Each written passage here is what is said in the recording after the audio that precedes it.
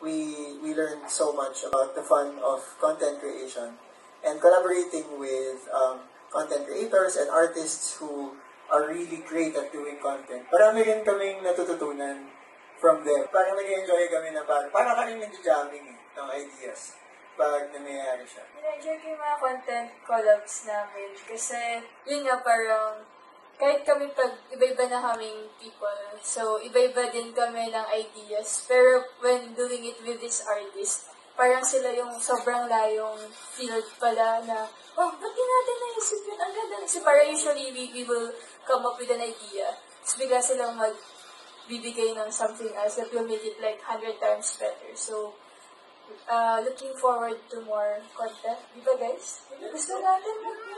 Gusto na yun. Ang saya mag-create ng content. That's what we discovered recently. And ang saya niya na bonding experience kasi magkakaiba kami ng trip.